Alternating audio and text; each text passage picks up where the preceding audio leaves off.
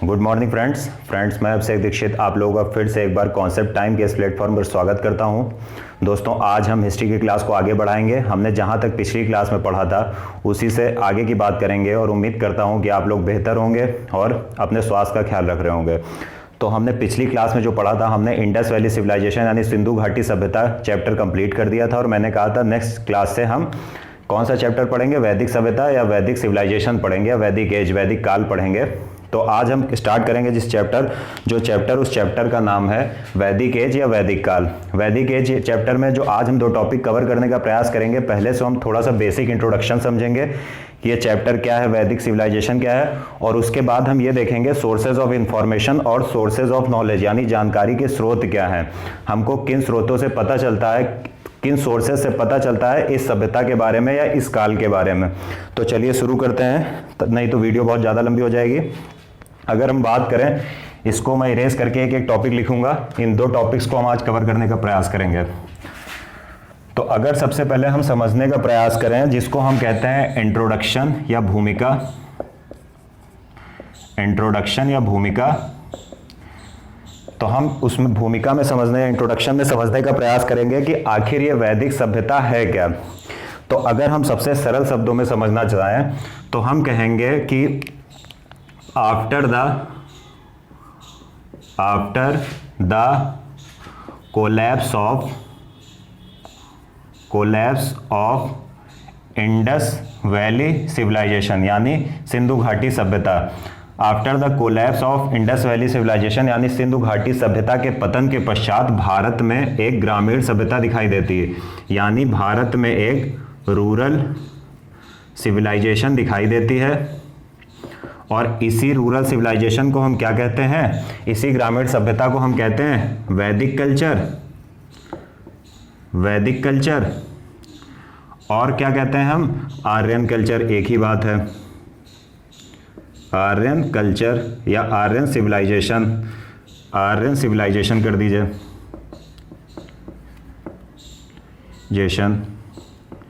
यानी सबसे आसान शब्दों में समझे तो भारत में after the collapse of Indus valley civilisation, Sindhu घाटी सभ्यता के पतन के पश्चात भारत में एक ग्रामीण सभ्यता दिखाई देती है। इसी ग्रामीण सभ्यता को हम वैदिक कल्चर, वैदिक संस्कृति या वैदिक सभ्यता या आर्यन सिविलाइजेशन यानी आर्यन सभ्यता कहते हैं। सब एक ही टाइप के नाम हैं। अब अगर दूसरे शब्दों में और आसान तरीके से इसे हम समझने का प्रयास करें कि हम इसे और कैसे समझ सकते हैं, तो हम देखते हैं कि मैंने जो पिछली क्लास में बताया था कि भारत में फर्स्ट अर्बनाइजेशन कब दिखता है।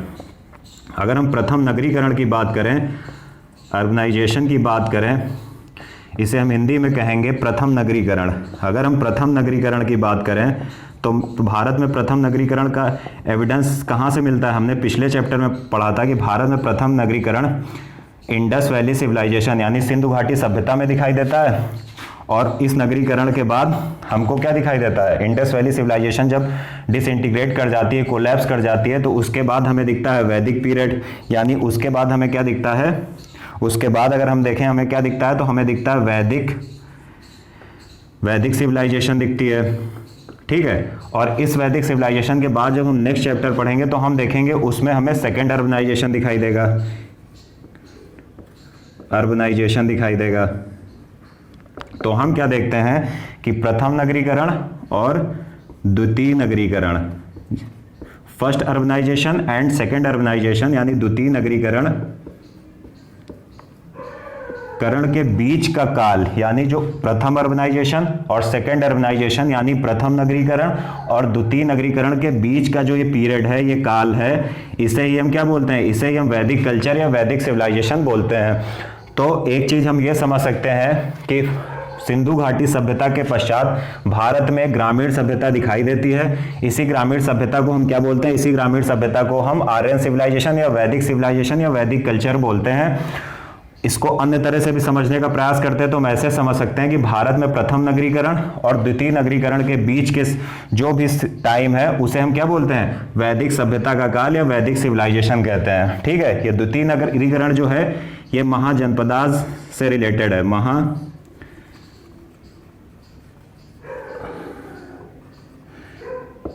यानी ये जो द्वितीय नगरीकरण, सेकेंड अर्बनाइजेशन है, ये हम नेक्स्ट चैप्टर में कवर करेंगे, जिसमें हम महाजनपदा एज पढ़ेंगे, महाजनपद एज पढ़ेंगे, तो वो हम आगे चैप्टर में देखेंगे। अब अगर हम नेक्स्ट बात करें, एक बात समझते हैं हम कि इस सभ्यता, ये सभ्यता के बारे में तो हमने समझ लिया, इसका लगभग टाइम पीरियड हमने समझा कि फर्स्ट अर्बनाइजेशन और सेकेंड अर्बनाइजेशन के बीच का टाइम है, इंडस वैली सिविलाइजेशन के बाद की ये सभ्यता है। लेकिन सबसे बड़ी बात जो यहाँ पर उठती है कि इस सभ्यता का क्रिएटर कौन था, यानी इस सभ्यता का निर्माता कौन था। तो इस सभ्यता का निर्माण जिन्होंने किया उन्हें हम बोलते हैं आर्य। और ये आर्य क्या है, ये आर्य एक संस्कृत वर्ड है, ये एक संस्कृत वर्ड है। और इसका मतलब क्या होता है, इसका मतलब होता है, इसका मतलब आप ले सकते हैं कैसे, इसका मतलब आप समझिए नोबल, यानी कुलीन व्यक्ति या कुलीन, ठीक है। तो आर्य का मतलब क्या हुआ, इस सभ्यता के निर्माण करने वाले कौन थे, इस सभ्यता का निर्माण करने वाले आर्य थे। आर्य संस्कृत भाषा का एक शब्द है और इस शब्द का मतलब होता है नोबल या कुलीन व्यक्ति या श्रेष्ठ व्यक्ति। आप इसको सुपीरियर भी कहकर समझ सकते हैं, सुपीरियर या हिंदी में कहें तो श्रेष्ठ व्यक्ति। मतलब अब एक चीज यहां पर यह गौर करिएगा कि ये जो आर्य शब्द है ये कोई जाति सूचक या कास्ट इंडिकेटर वर्ड नहीं है, बल्कि एक भाषा का वर्ड है और उस भाषा का मतलब होता है नोबल, मतलब कुलीन या श्रेष्ठ मानो, उसी को हम कहते हैं आर्य। आर्य अपने आप को श्रेष्ठ समझते थे, कुलीन समझते थे, तो इसलिए हम उनके लिए एक वर्ड यूज करते हैं संस्कृत का, जिसे हम कहते हैं आर्य। ये हमने समझा। अब अगर हम देखें कि आर्य आए कहां से थे, ये हमने समझ लिया कि वैदिक सभ्यता का निर्माण हुआ, निर्माण क्रिएटर कौन था, आर्य थे। अब इसके आगे का मुद्दा समझने का प्रयास करें तो हम समझते हैं कि जो आर्य जिन्होंने वैदिक सभ्यता का निर्माण किया था, ये भारत में कहां से आए। तो अकॉर्डिंग टू मैक्स मूलर, यानी मैक्स मूलर ने बताया कि आर्य भारत में कहां से आए थे, आर्य भारत में मध्य एशिया यानी मिडिल एशिया, एशिया या हिंदी में इसे कहें तो मध्य एशिया से आए थे। और अधिकतर विद्वान इस पर सहमत हैं कि आर्य भारत में मध्य एशिया से आए थे। अब मध्य एशिया कहाँ है, आप जैसे ही भारत के ऊपर देखोगे, चीन के वेस्ट में देखोगे तो आपको मिडिल एशिया के 5 कंट्रीज दिखाई देते हैं। कौन कौन से, Kazakhstan, Uzbekistan, Turkmenistan, Kyrgyzstan, Tajikistan. तो वो मध्य एशिया से भारत में आर्य आए थे। और मैक्स मूलर ने बताया था कि भारत में जो आर्य आए हैं मध्य एशिया से हैं। हालांकि बहुत सारे अन्य जो विद्वान थे, स्कॉलर्स थे, उन्होंने अलग अलग बताया। किसी ने बताया तिब्बत से आए थे, जैसे दयानंद सरस्वती जी ने बताया था तिब्बत से आए थे, वैसे ही तिलक साहब ने बताया था, स्वामी दयानंद सरस्वती ने बताया था कि तिब्बत से आए थे। और बाल गंगाधर तिलक ने बताया था कि नॉर्थ पोल यानी उत्तरी ध्रुव से आए थे। लेकिन जो सर्वाधिक मान्य जो है तथ्य यह है कि आर्य जो भारत में आए थे वो मैक्स मूलर ने बताया कि मिडिल एशिया से आए थे, यानी मध्य एशिया से आए थे। अब ये हमने समझ लिया।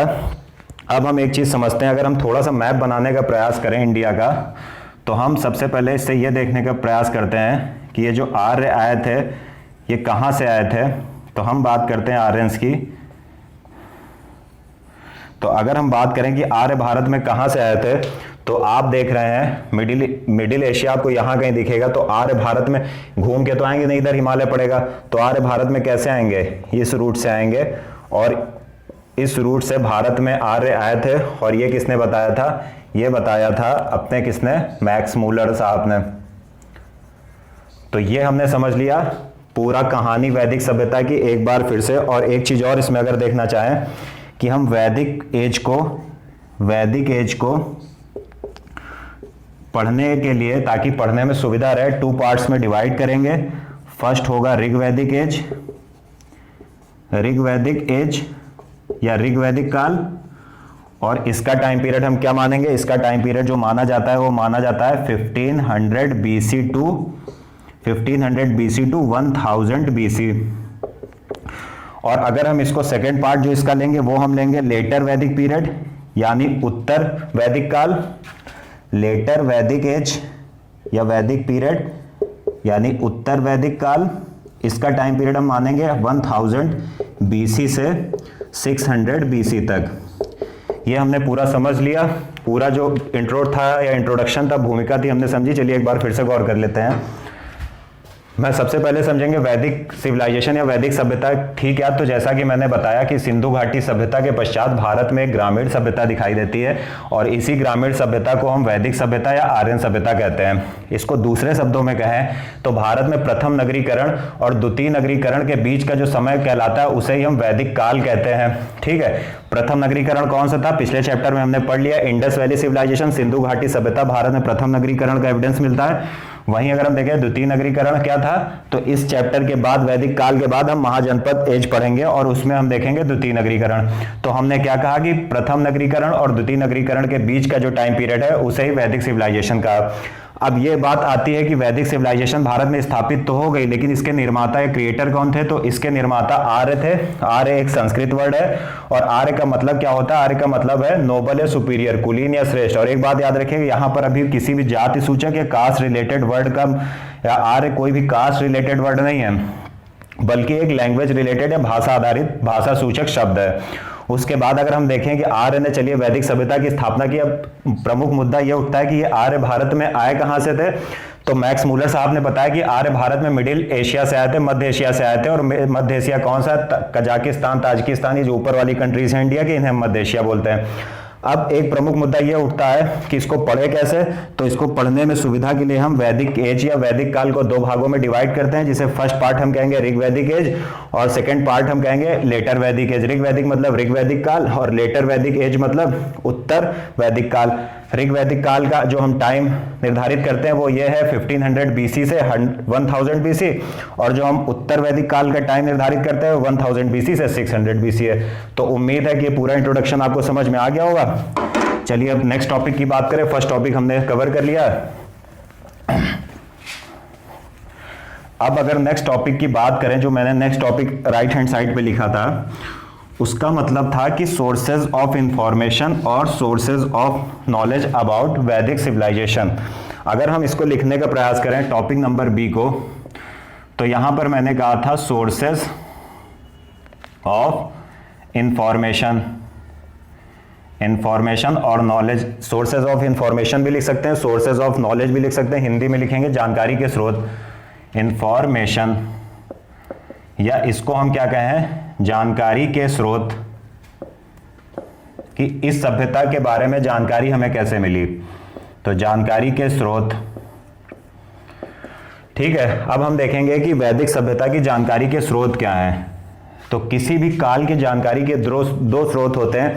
एक तो होता है लिटरेरी सोर्सेज यानी साहित्यिक स्रोत, दूसरा होगा आर्कियोलॉजिकल सोर्सेज यानी पुरातात्विक स्रोत। तो सबसे पहले अगर हम देखें, अब जो कि मैंने आपको बताया था कि हमने वैदिक एज को कितने पार्ट्स में डिवाइड किया है पढ़ने के लिए, ऋग वैदिक एज और दूसरा लेटर वैदिक ऋग वैदिक एज और लेटर वैदिक एज, ये हम इंट्रो में देख चुके हैं। तो सबसे पहले हम जो जानकारी के स्रोत समझेंगे, सोर्सेज ऑफ इंफॉर्मेशन समझेंगे, वो किसके समझेंगे, ऋग वैदिक एज के। तो चलिए यहाँ पर नोट करते हैं, क्या नोट करते हैं, ऋग वैदिक एज यानी ऋग वैदिक एज। इसका टाइम ड्यूरेशन क्या था, इसका टाइम ड्यूरेशन था 1500 बीसी से लेकर 1000 बीसी तक। चलिए समझते हैं कि ऋग वैदिक एज को समझने के लिए हमारे पास कौन से सोर्सेज हैं। तो सबसे पहले हम बात करेंगे लिटरेरी सोर्सेज या साहित्यिक स्रोत पर। अगर हम लिटरेरी सोर्सेज या साहित्यिक स्रोतों की बात करें, या हिंदी में लिखें तो साहित्यिक स्रोतों की बात करें, साहित्यिक स्रोतों की बात करें, साहित्यिक स्रोतों की बात करें, तो हमें जो वैदिक काल की जानकारी यानी ऋग वैदिक काल की जानकारी प्रदान करने वाला जो प्राथमिक स्रोत है या मुख्य स्रोत है वो कौन सा है, वो है ऋग्वेद। यानी इसे हम कहेंगे ऋग्वेद, यानी हिंदी में कहें तो ऋग्वेद है।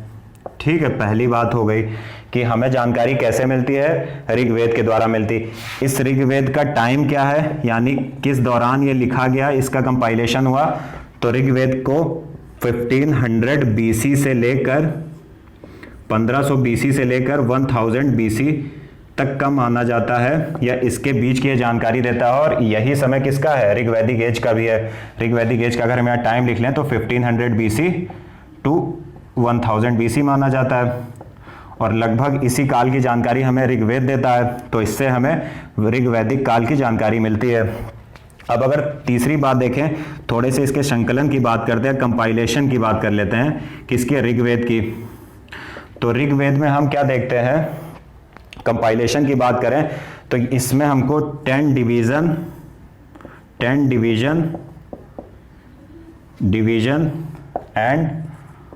1028 हिम्स मिलेंगे, HYMNS। यानी हिंदी में कहें, हिंदी में पढ़िए, इसको ज़्यादा समझ में आएगा, क्योंकि हिंदी में उसको बोला जाता है ऋग्वेद में हमें 10 डिवीजन। मतलब क्या होगा? हम मतलब इसको समझने का प्रयास ये कर रहे हैं कि ऋग्वेद को 10 डिवीजन और 1028 हिम्स में डिवाइड किया गया है। यानी डिवीजन को हिंदी में कहेंगे कि ऋग्वेद को 10 मंडलों और 1028 सूक्तों, हिंदी में हिम्स को बोलेंगे, सूक्तों में विभाजित किया गया है।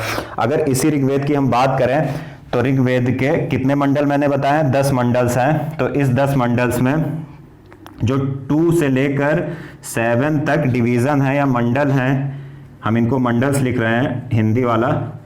2 से लेकर जो 7 तक मंडल्स हैं या डिवीजन हैं, ये मंडल ओल्डेस्ट हैं, यानी ये सर्वाधिक प्राचीन है। ऐसा मत समझिएगा कि पहला मंडल लिखा हो गया, फिर दूसरा मंडल लिखा गया होगा, फिर सीरीज से मंडल नहीं लिखे गए, बल्कि ऋग्वेद के जो दूसरे से लेकर 7 मंडल हैं ये सबसे पुराने हैं। वहीं पर अगर हम इसकी बात करें 1st एंड 10th मंडल की, तो ये जो पहले से सिर्फ पहला और 10वां मंडल है, ये क्या है?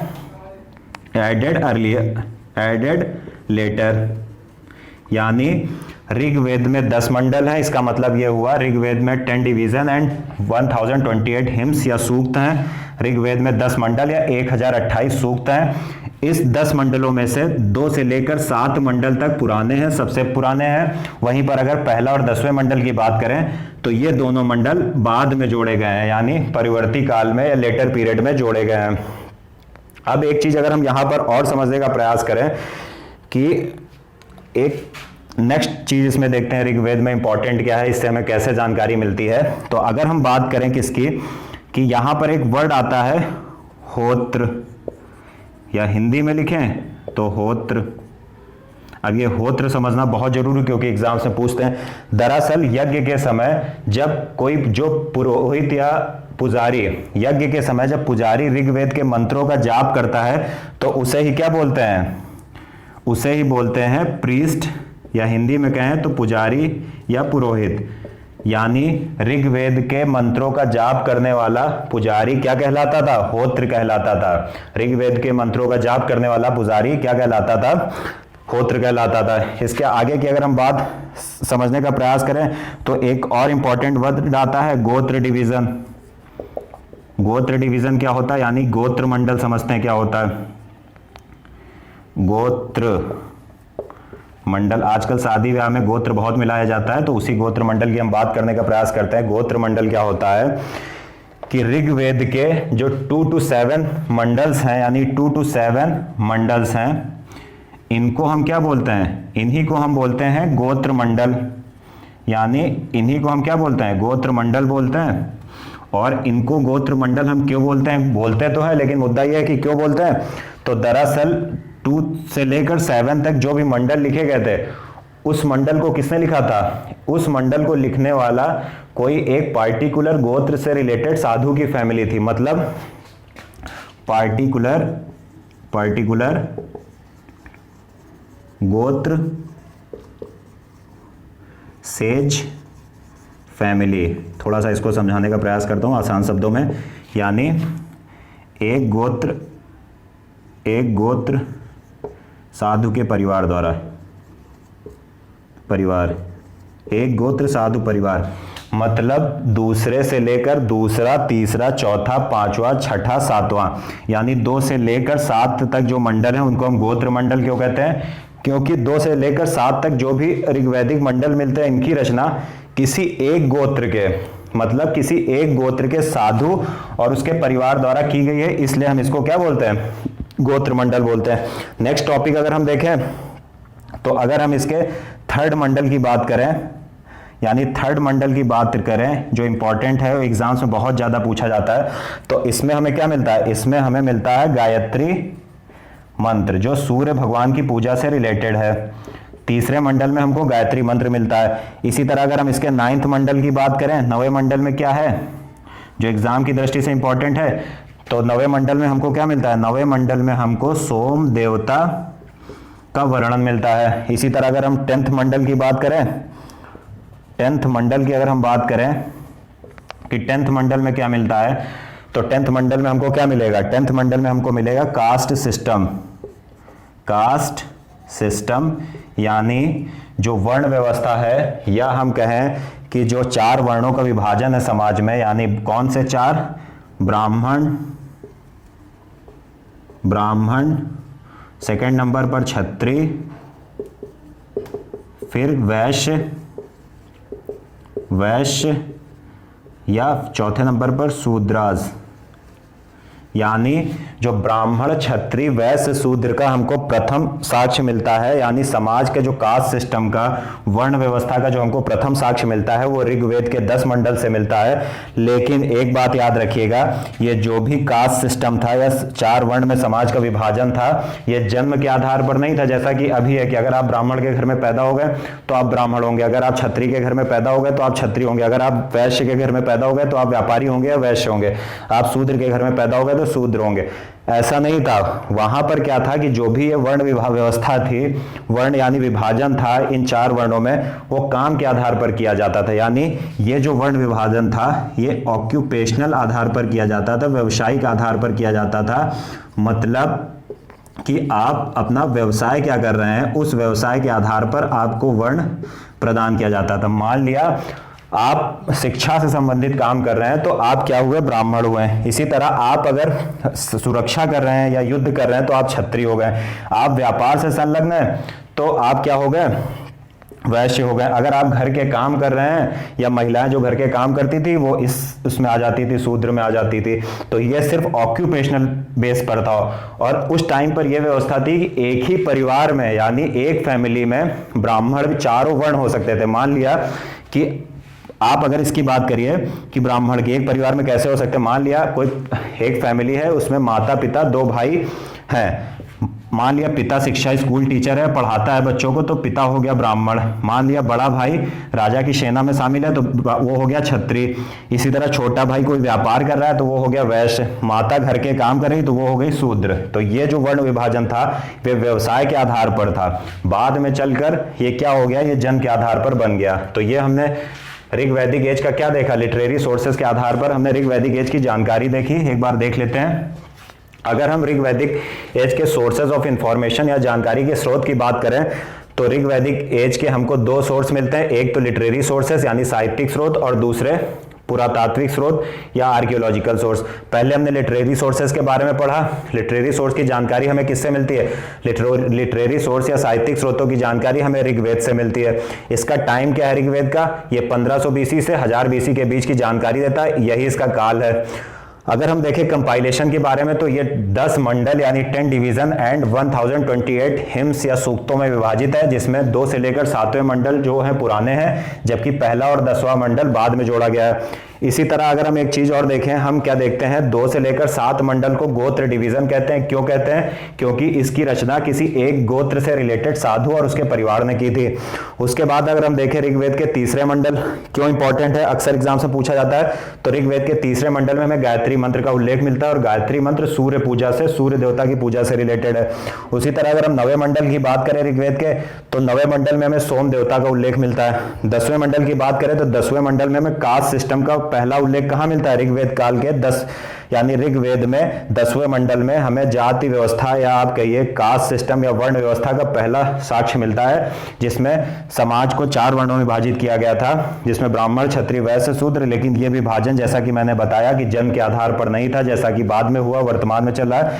ये जो विभाजन था ये ऑक्यूपेशनल बेस पर या व्यवसायिक आधार पर था। उम्मीद है ये पूरी बात आपको समझ में आ गई होगी।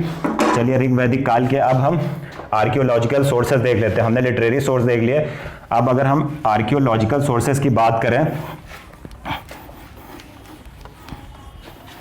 अगर हम आर्कियोलॉजिकल सोर्सेज की बात करें ऋग्वैदिक एज के, तो चलिए देखते हैं। अब हम बात करें अगर आर्कियोलॉजिकल सोर्सेज की, तो हम आर्कियोलॉजिकल सोर्सेज की बात करें नंबर 2, पहला हमने क्या देखा, हमने लिटरेरी सोर्स देखा। अब हम देखेंगे archaeological sources, archaeological sources.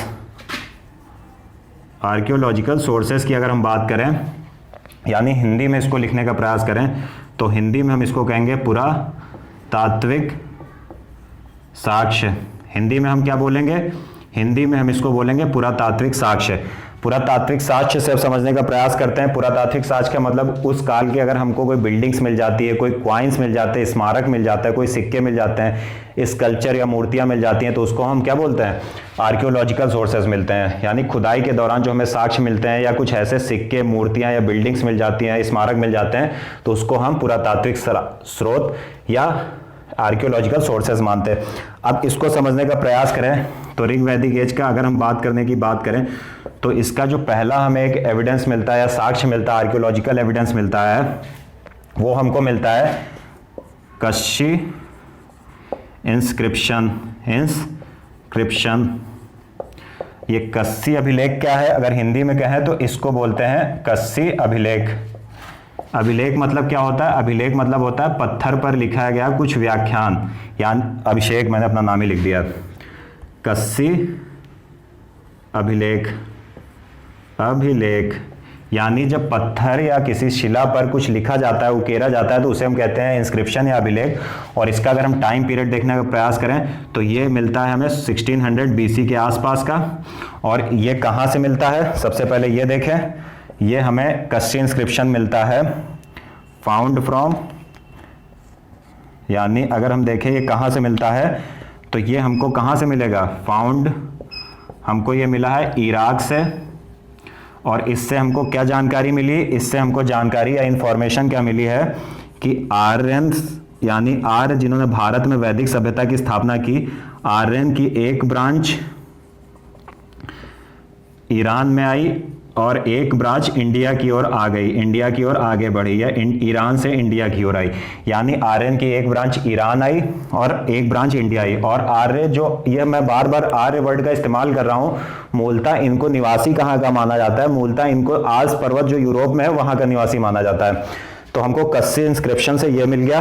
Next अगर इंपॉर्टेंट आर्कियोलॉजिकल सोर्स की बात करें, तो नेक्स्ट है बोगस। ये बहुत इंपॉर्टेंट है, बोगस। बोगस कोई इंस्क्रिप्शन, इंस्क्रिप्शन, यानी हिंदी में इसको हम कहें तो हिंदी में हम इसको लिखेंगे बोगस। बोगस कोई अभिलेख, अभिलेख। और ये किस टाइम पीरियड का है, ये लगभग 1400 BC के आसपास का है। और सबसे पहली बात ये मुद्दा उठता है कि ये हमको कहाँ से मिला है, तो found from, it is found from, यानी ये हमें it is found from Syria. Syria, ठीक है, ये हमको कहाँ से मिला, ये हमको सीरिया से मिला। अब दूसरी बात हम देखते हैं कि इससे हमको क्या जानकारी मिलती है, तो इससे हमें वैदिक डाइटीज, DIETIES, यानी वैदिक देवताओं के बारे में जानकारी मिलती है। यार हिंदी में लिखें तो वैदिक देवताओं के बारे में जानकारी मिलती है।